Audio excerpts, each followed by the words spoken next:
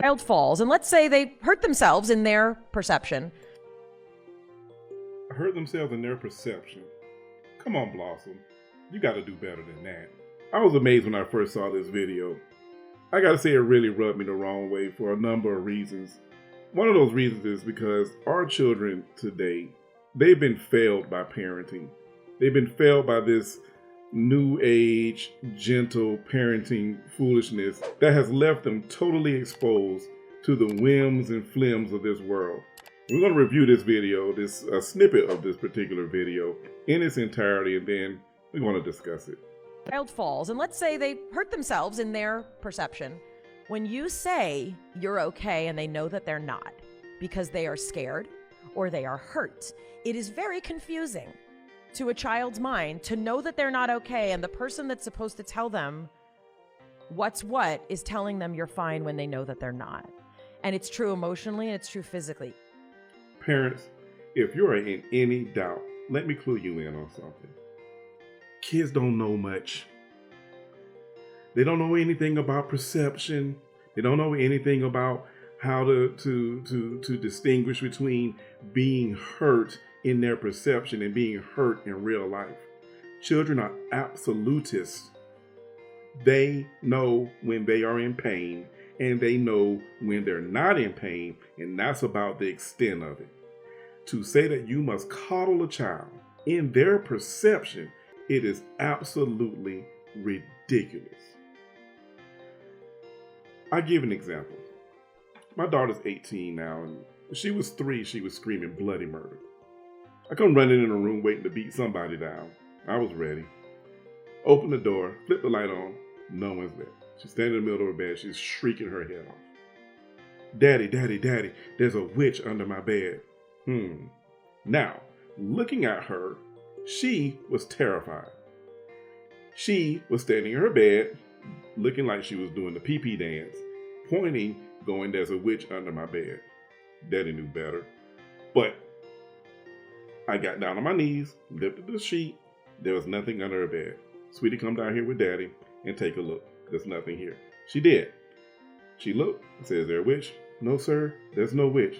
I said, okay. Now, I understand that you're scared. However, your fear was based on nothing. See, in that moment, I did not allow her perception to take over her life. I illustrated to her that her feeling was actually not valid. Oh, and I know that's a bad word. I know that is something that is going to cause a lot of consternation among some people.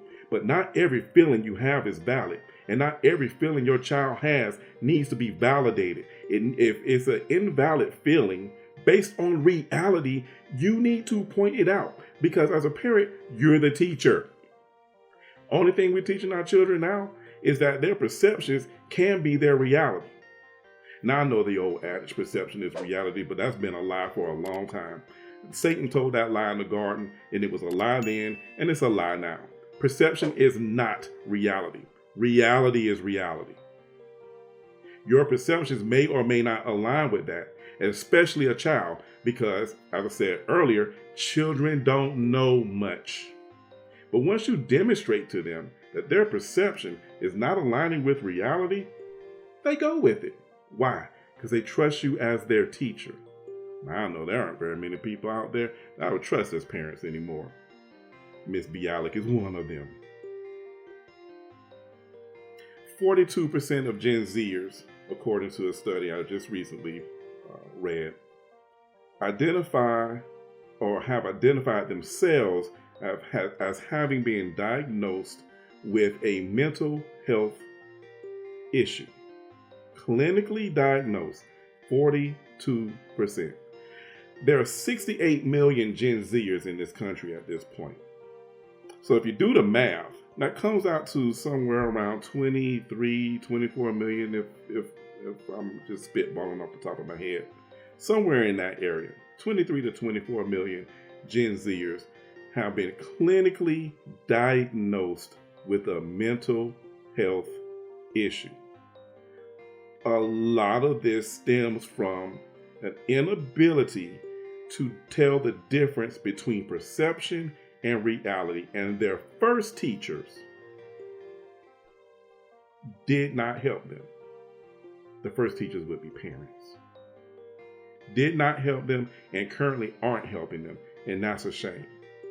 So Miss Bialik, as great as you are on or were on Big Bang Theory, and I grew up watching Blossom, loved you on it, but really not feeling you as a parent, because you're going to help produce these weak, brittle children who cannot withstand the reality because they are wallowing in their perception and they keep getting kicked in the teeth by life. And I don't blame the kids, I blame the parents. Parents, we have to get off our butts. We're not doing right by our children. They are hurting. They are suffering because somehow, some way, at some point, parents were convinced that it was best to let children find their own way, do whatever they wanted to do, and then just let them figure it out. Well, that's just plain dumb. There's no two ways to put it. Some people like to soft shoe it. Daryl, you should tiptoe around it. You should be more nice. You should be more. When 42% of Generation Z have admitted to being diagnosed, clinically diagnosed with a mental health issue, the tiptoeing is over. Parents, get off your butts and do your jobs. Sometimes that means saying no. Sometimes that means disciplining and making sure that children understand that there are consequences for their actions, positive and negative.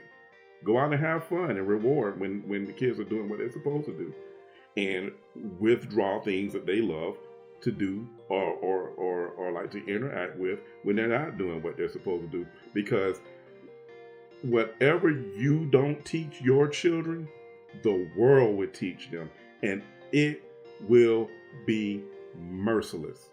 The world will show your children no mercy. So it's best the ones who love them teach them,